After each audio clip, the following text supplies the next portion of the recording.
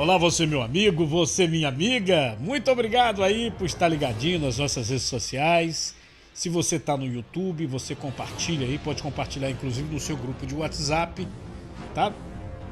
Pode clicar gostei, não gostei. Você pode colocar aí o comentário, é muito importante que você coloque o comentário.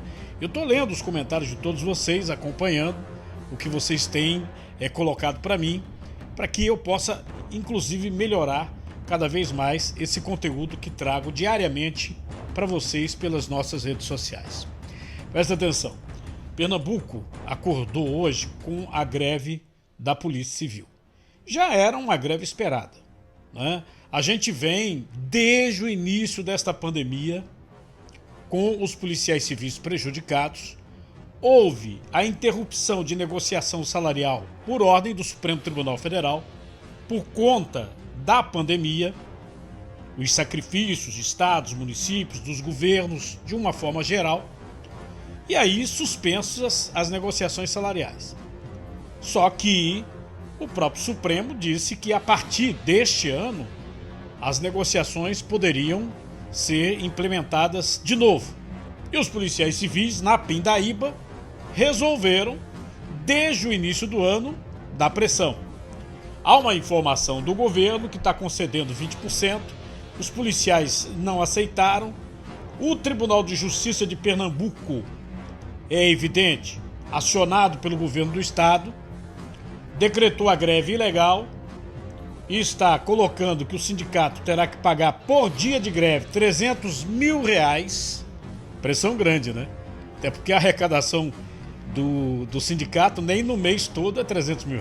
Então é evidente que a pressão é total. A pressão é total. Agora, o que está por trás dessa greve? Está por trás muita coisa. A diferença salarial de um delegado para um escrivão, para um agente, para um comissário, diferença grande. Existe também a questão de condição de trabalho. E olha, quando eu falo a diferença grande, tá? Eu não estou dizendo que o delegado está ganhando bem. Eu estou dizendo que o agente, o comissário, ganha muito mal. É isso que eu quero colocar. A outra situação é a condição de trabalho. Muitas vezes, eu comentei nos meus programas aqui, quando falava de segurança pública, sobre algumas coisas que eu não consigo entender, não consigo alcançar. O governo do estado, né, porque o governo do estado é quem toma conta de polícia civil, isso no Brasil todo. O governo do estado tem diversos imóveis, muitos imóveis, tem terrenos. Agora me explica por que o governo do estado descarta um imóvel e aluga um imóvel para que aquele imóvel se transforme numa delegacia, numa central de polícia. Me diz, tem algum nexo você alugar uma coisa se você já tem sobrando inclusive? E por que não reforma? Então, eu queria desse ou daquele jeito. Você não reforma. Aí o que ocorre? Você aluga, mas também não tem manutenção. Não tem manutenção. Tem relatos aqui de delegacias que são verdadeiras pocilgas, viu? E olha que te digo uma coisa, hein? Tem pocilga mais limpa, hein? Tem pocilga mais limpa. É um sofrimento desses policiais. É um sofrimento grande. Delegacia sem quem limpe. Os policiais têm que fazer cota. Cota para comprar água, cota para comprar até papel higiênico. No meio de uma pandemia, o pessoal tem que comprar o sabão para lavar a mão. Difícil, né? Difícil. Bom, eles entraram em greve, o prejuízo é grande. Pernambuco é um estado que tem uma situação de segurança pública lamentável.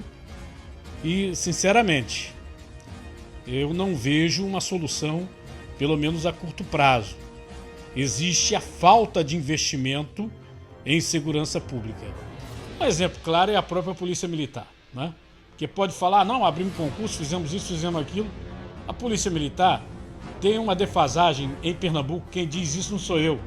São os dados estatísticos da ONU. para a população do nosso estado, nós teríamos que ter mais 10 mil policiais militares. 10 mil. E não tem nem perspectiva de que isso venha a ocorrer. O caso Beatriz ganhou algumas informações novas esta semana. A Polícia Civil tentou fazer uma reconstituição, não conseguiu a presença do principal suspeito, porque ele se recusou,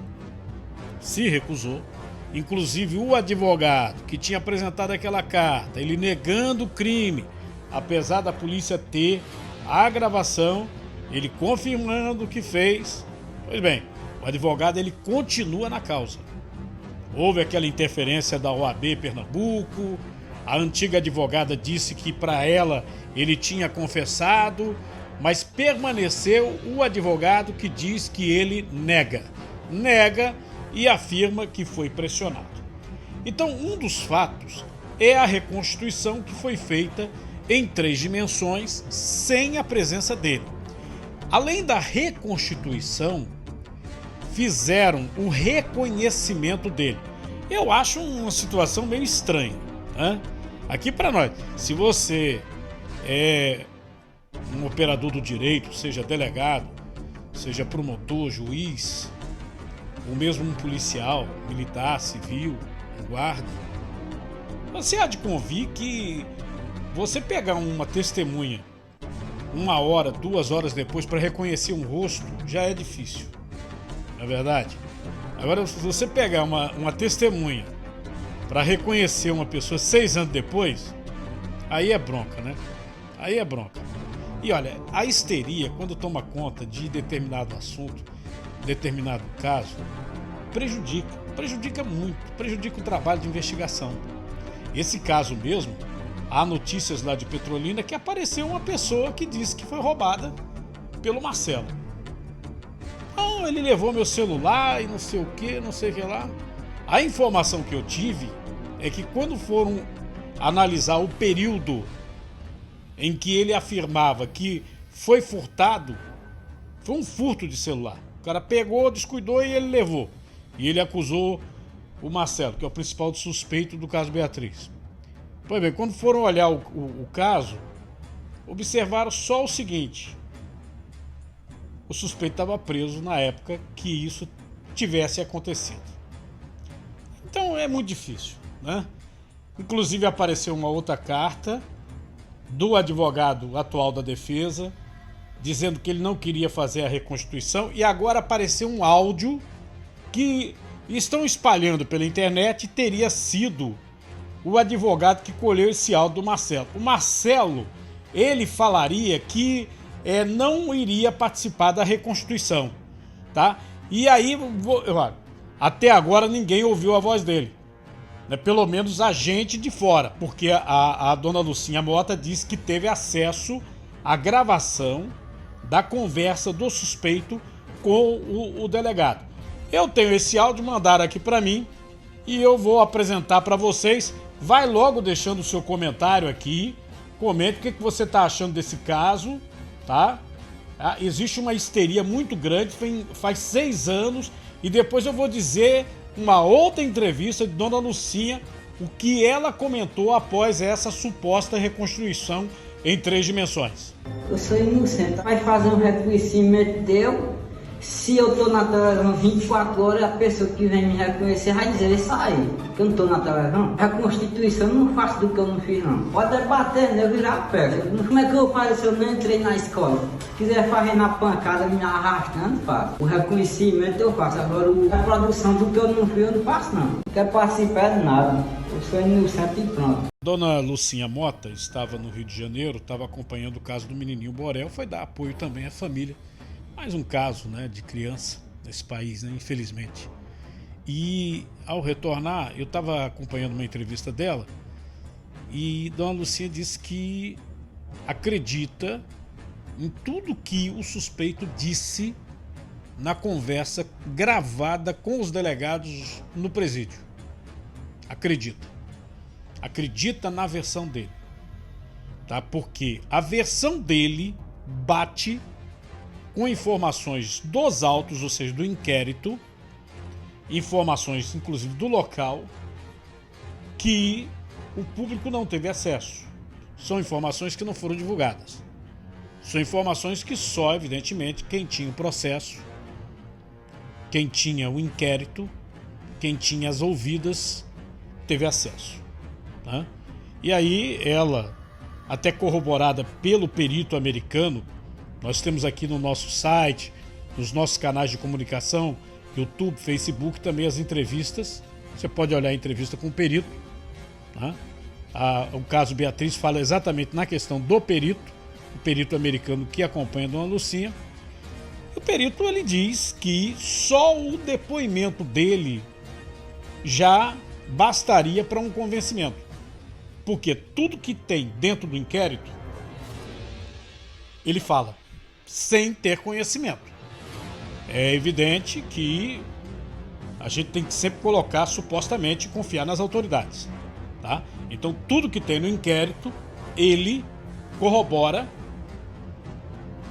da própria voz, tá? A sua boca. Aí depois, ele, quando trocou de advogado, mudou a versão. Até agora, ele não foi ouvido de novo, né? Não foi. E acredito até que a polícia faça a opção, quando reenviar o inquérito ao Ministério Público, que ele seja ouvido lá. Porque também não adianta ouvi-lo de novo para ele negar. Né? Porque agora ele está negando. Ele está negando. Né? Essa gravação que foi divulgada, que estão dizendo que é a voz dele, ele disse que está pressionado. Ouça de novo a gravação.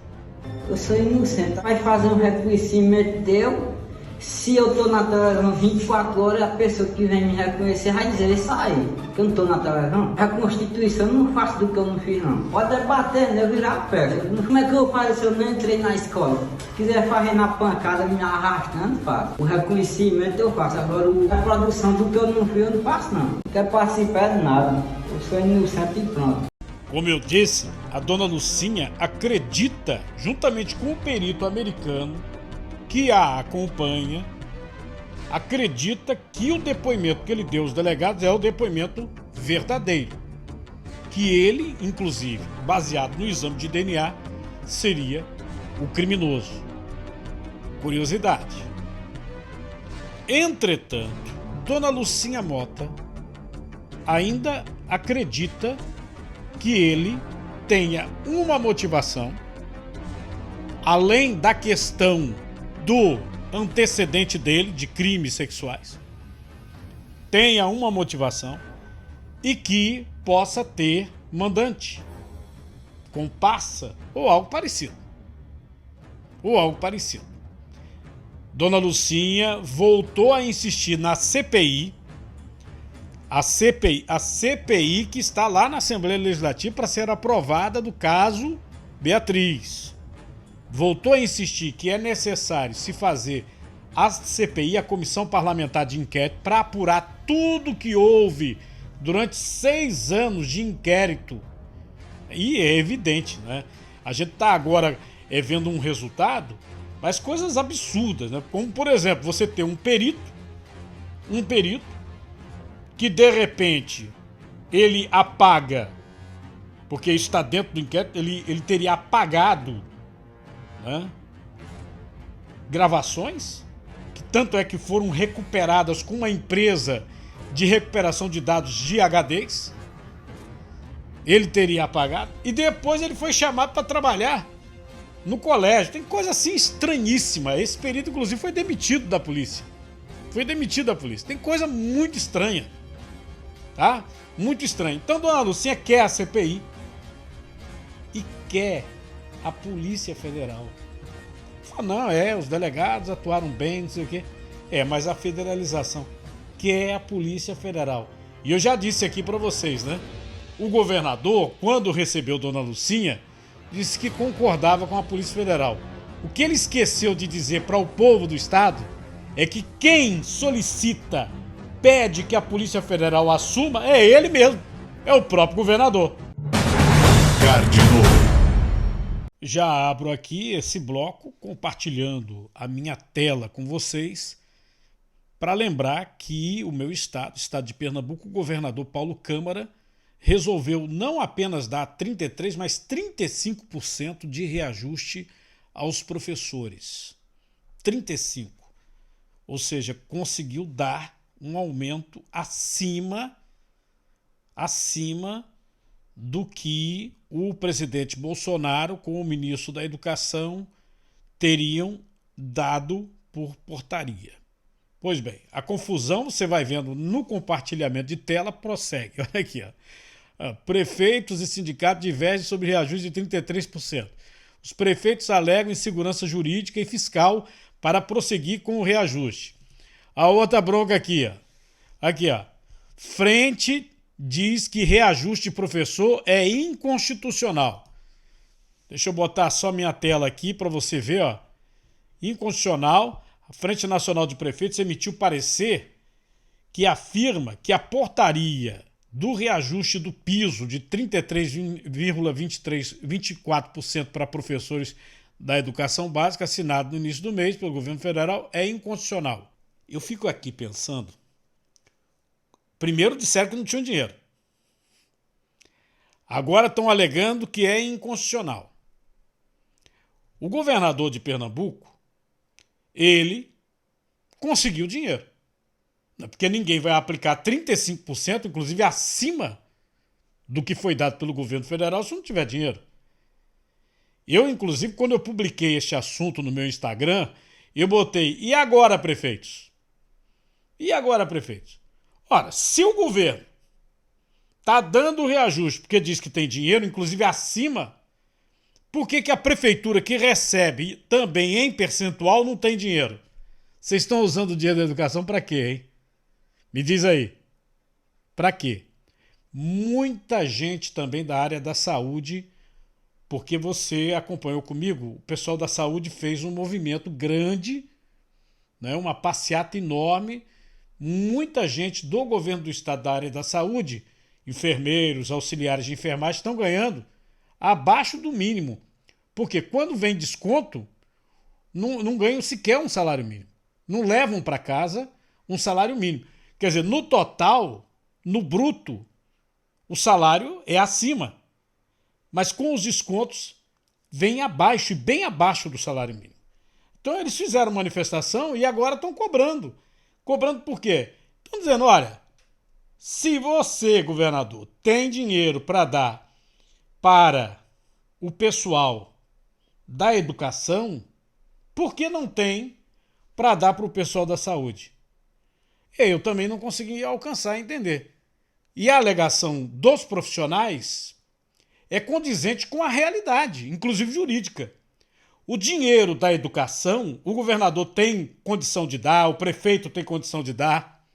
Por quê? Porque é um dinheiro carimbado. É um dinheiro carimbado, é o dinheiro que vem para a educação. O dinheiro da saúde é a mesma coisa. Estão aí os enfermeiros, o pessoal só agradecendo, né? Muito obrigado, viu? Muito obrigado. Olha, você nem dorme, você não tem férias. 2 anos aí nessa agonia de pandemia. Obrigado, obrigado. E o dinheiro? E o salário? Deixa eu falar sobre o Auxílio Brasil, que está substituindo o antigo Bolsa Família. O Auxílio Brasil está destinando este mês mais de 7 bilhões de reais para pagamento de famílias. Inclusive, mais 500 mil famílias foram incluídas no programa do governo. Eliane tem 2 filhos e um terceiro está a caminho. O sustento da casa vem dos pequenos bicos que o marido faz. Este mês, ela foi surpreendida com a inclusão da família no Auxílio Brasil. Uma surpresa. Eu fiquei muito feliz, porque é uma grande ajuda. O rastreamento digital do governo detectou que 556 mil famílias, apesar de preencher os requisitos, não recebiam benefício mensal. Segundo o Ministério da Cidadania, a medida conseguiu zerar a fila do programa. O pagamento, que começou nesta segunda-feira, bate um novo recorde. Agora, 18 milhões de famílias de baixa renda serão contempladas pelo Auxílio Brasil. É mais auxílio para mais brasileiros todos os meses, garantindo o sustento dos mais pobres. O valor mínimo do auxílio neste ano é de R$ 400. Até o dia 25 de fevereiro, todas as famílias estarão com o dinheiro na conta de acordo com o número de identificação social, o NIS. No total, o governo vai desembolsar este mês 7 bilhões e 300 milhões de reais. É bom lembrar que nenhum beneficiário precisa ir a uma agência da Caixa. O cartão do Auxílio Brasil vai ser gerado automaticamente e enviado ao endereço do responsável pela família beneficiada. Até que as novas famílias recebam esse cartão, elas poderão usar o Caixa Tem, mesmo aplicativo utilizado no ano passado e em 2020 para movimentar os recursos do auxílio emergencial. Reafirmando que se você ainda não recebeu em casa o novo cartão desse programa, o Auxílio Brasil, cartãozinho, também não precisa se preocupar. Você pode receber direto pelo Caixa Tem, também não precisa ir para a porta do banco. Tá legal?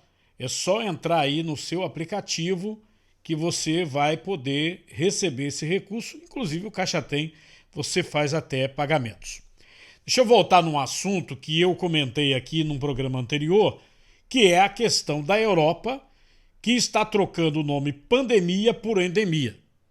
Está colocando como se, neste momento, com essas novas variantes, principalmente a Ômicron, BA1 e BA2, a pandemia ela perdeu a força e seria como se um surto de uma gripe, tá? A endemia significaria basicamente isso. Você está numa situação de alerta, de precaução, mas não seria algo extremo como tem acontecido no mundo todo. Eu acho que você tem acompanhado aí uma verdadeira histeria, tá? Então, é fato, são vários os países. O Reino Unido já abriu tudo, né? A Espanha já afirmou que está fazendo exatamente isso. E temos ainda a França, né? A França, inclusive, tinha medidas bem radicais. Houve uma baixa de casos, eu vou demonstrar para vocês aqui, mas a mortalidade ainda continua alta e a situação no Brasil começa a melhorar. Eu, inclusive, num primeiro momento, diante dos casos num país como Estados Unidos, onde houve uma sustentação de mais de um mês com essa variante Ômicron e uma mortalidade alta, que começa a cair agora, mas ainda encontra-se muito alta. O caso, por exemplo, de Portugal, que demorou para cair o número de casos registrados e a mortalidade em Portugal ainda continua alta. Eu até acho que nós estamos tendo, eu não vou dizer sorte, que em ciência não pode se dizer sorte, né? Mas provavelmente alguma peculiaridade nossa aqui, que ainda não se tem conhecimento, mas que posteriormente os cientistas poderão estudar, porque nós tivemos o pico, o próprio Ministério da Saúde disse que o pico seria neste mês, e já a Fiocruz, a Fundação Oswaldo Cruz, diz que o pico está passando. Nós estamos agora já numa baixa de casos aqui no Brasil. O médico Roberto Ceballos, que trabalha desde o início desta pandemia com casos de Covid, tem uma clínica, atende em hospitais, ele corrobora exatamente desta situação. Diz que até na clínica dele, nos hospitais onde ele atende, a situação está melhorando. O movimento na clínica diminuiu muito, chegaram a ter 250 procuras num dia. Na sexta-feira a procura foram, acho que 38 com 10 consultas. De 5 dias para cá foi diminuindo, eram 52 consultas, 32, 20, por final na sexta 10 e hoje está muito baixo. Nos hospitais que eu frequento também estão diminuindo os números. Eles acharam que iam ter que aumentar o número de leitos específicos para a Covid, mas isso não aconteceu, não, muito pelo contrário, eles estão diminuindo. Então realmente a epidemia está caindo. Existe uma disparidade muito grande. Nós vemos que tínhamos 270 mil casos num dia, na época daquela cepa agressiva amazonense eram 50 mil casos num dia, com 5 mil mortos. A média móvel de fatalidades está caindo. Se você tem, hoje acho que está em torno de 700 e pouco, precisa oficializar, mas o fato é que está caindo. As pessoas que internam, eu estou só com 4 casos, vou dar alta para 1 amanhã, vou ficar com 3. Geralmente os que estão me complicando são aqueles que são imunossuprimidos. Estou com um vacinado que tomou corticoide na hora errada, está me dando trabalho, mas está indo bem, está melhorando, graças a Deus. E tem outro que não quis tomar a vacina por opção dele e está indo bem também, está respondendo. Aliás, o problema nem foi o Covid, foi uma infecção generalizada que nós já controlamos. Já vi mais de 1.300 casos desde o dia 20 de dezembro, a minha equipe, claro. Desses aí, não tivemos nenhuma fatalidade. Tive uma fatalidade de uma senhora que chegou tarde, já não acompanhou com a gente, mas era uma senhora de idade, e isso realmente está fazendo a diferença. Imunossupressão e pessoas de idade. Em relação às crianças, eu converso com os setores de pediatria, não estou vendo casos graves de crianças. Na criança, essa variante, sim, ela pega mais do que as outras, mas dura 2, 3 dias de febre e a grande maioria evolui muito bem. As crianças que têm comorbidades talvez tenham uma necessidade de internar por outra razão, mas às vezes internam com Covid, não de Covid. Essa é a informação que eu tenho tido. Então é isso que eu queria falar para vocês. Vamos em frente com otimismo. Os países estão abrindo, a Espanha está abrindo, a Dinamarca está abrindo e mostrando que essa variante Ômicron, ela veio para o fim da pandemia. Não estou sozinho nesse raciocínio, a Organização Mundial de Saúde também pensa dessa maneira. Ela informa que as vacinas estão desatualizadas. Em relação à vacinação de criança, não estou sozinho a avaliar o custo-benefício. O Comitê Britânico não aconselha vacinar crianças de 5 a 11 anos. A Suécia, o comitê, a Anvisa da Suécia, ela acha que não vale o risco-benefício. Então, quer dizer, não é dizer que isso é uma unanimidade, mas você é livre para escolher e fazer o que você quiser com seu filho. Eu só emito a minha opinião, eu não estou sozinho. Tem instituições de saúde de vários países que usam os mesmos argumentos que a gente chegou à conclusão. Sobre essa questão da vacinação de criança, eu não vou entrar porque é muito polêmico, tá? É muito polêmico, acho que cada pai tem que se informar. Agora, sobre o mundo, o Brasil, os números, os dados, vamos para a nossa tela. O gráfico do Brasil, o último dado do dia 14, você vai vendo que realmente o número de casos em queda. Olha o gráfico, ó, pico, e agora nós temos uma queda, tá? Na questão da mortalidade, nós estamos tendo ainda uma resistência. Eu não posso dizer que nem está em queda, nem está em baixa, né? Mas não existe alta. É como se houvesse uma estabilidade. Nós tivemos nessa segunda-feira 478 mortes registradas, a média dos 7 dias, 886 mortes. Pernambuco, uma leve queda, tá vendo? Leve queda, mas também apresenta queda em número de casos. E na questão de mortalidade, nós temos também uma estabilidade. Foram 7 mortes registradas nas 24 horas, a média dos 7 dias permanece em 14. Vamos dar uma olhada nos Estados Unidos. A queda nos Estados Unidos, houve uma resistência grande, né? Você vê que até dia 16 de janeiro aqui, ó, estava lá no pico, né? Olha aí a queda, ó. Tá vendo? A verdadeira montanha descendo, né? O gráfico dos Estados Unidos. Na questão da mortalidade, ainda existe uma alta mortalidade dentro do território americano. Nas 24 horas, 2.586 mortes registradas. Vamos dar uma olhadinha na França, que também começa a abrir, ó. Olha o número de casos, como é que caiu. Olha a gangorra também, ó. A mesma gangorra que se vê em outros países, ó. Olha aí. Agora, em mortes também existe uma resistência, ó. Veja aí, ó. Inclusive, houve uma alta na mortalidade nesta segunda-feira. Vai dando uma olhadinha nesse vídeo aí. Eu não sei se você recebeu. Recebeu ou não? Vídeo circulando, né? Olha os animais aí, ó. Pôr do sol. Uma paisagem bonita. Só que estão dizendo, não, isso aí é em Boa Viagem. Estão dizendo que é em Boa Viagem. E tem área de Boa Viagem que parece, né? Parece. Embora grande parte da praia de Boa Viagem no Recife, Pernambuco, grande parte desta praia ela tenha arrecifes que formam piscinas naturais quando a maré baixa, e impediria que esses animais adentrassem, tá? Essas áreas são protegidas naturalmente e tem áreas que têm aviso. Pois bem, eu também recebi esse vídeo falando Boa Viagem, aí a gente foi verificar. Não é Boa Viagem, tá? Inclusive, essa aí é a Praia de Conceição, na ilha de Fernando de Noronha, que eu tive a oportunidade de visitar, e isso é muito comum lá, viu? A gente vê isso direto, né? E não é Boa Viagem. O pessoal aí tava compartilhando como se fosse Boa Viagem, mas não é, viu, gente? Não é não. O vídeo é da Praia de Conceição, na ilha de Fernando de Noronha. Este é o nosso site e na descrição, na rede social onde você estiver, seja Facebook, YouTube, sempre tem o link da nossa loja.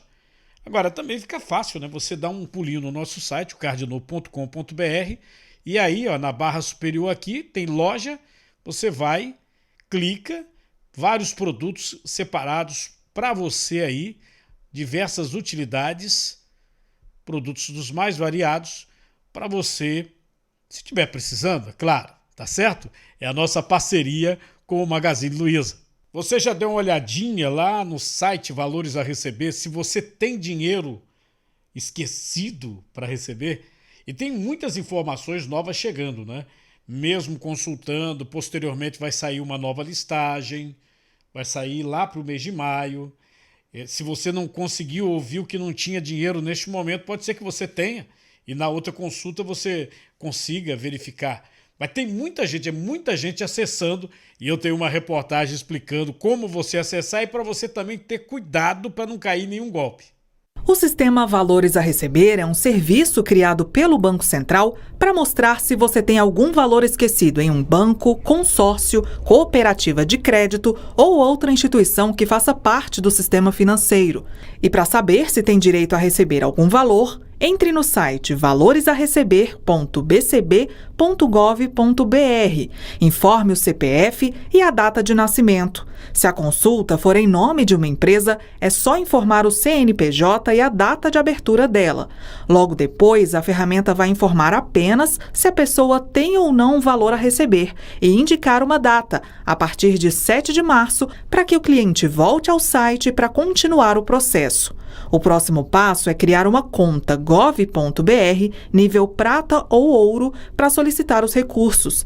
Depois disso, entre no site na data informada e use o login gov.br para acessar o sistema, saber qual o valor disponível a receber e solicitar a transferência. Segundo o Banco Central, esse mecanismo de consulta em 2 etapas é importante para não sobrecarregar e prejudicar o funcionamento da ferramenta. E os usuários do sistema devem tomar cuidado para não caírem em golpes.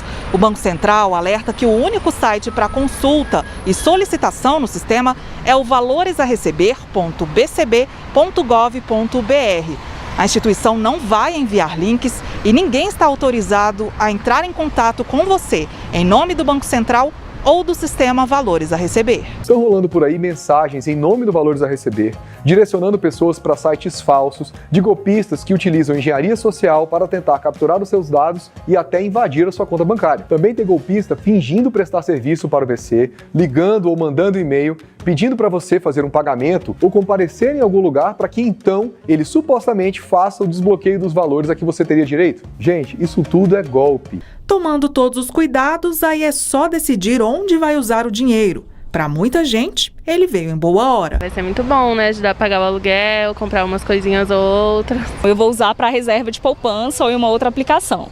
Coloca aí no comentário o que você vai fazer com esse dinheiro extra aí, né? Nem esperava e de repente o Banco Central sai com essa de dinheiro esquecido. Quem esquece dinheiro, hein? Quem? Sabe quantas pessoas já conseguiram, neste momento, verificar que tem dinheiro para receber? Quase 12 milhões de pessoas. Quase 12 milhões de pessoas. O que você vai fazer com esse dinheiro, hein? Coloca aí no comentário aí para mim Ah, deixa um like. Essa reportagem valeu o like aí, né? Se vai receber dinheiro é uma boa. É ou não é? Obrigado, gente. Grato aí pela audiência. Bom dia pra você. Cardinô.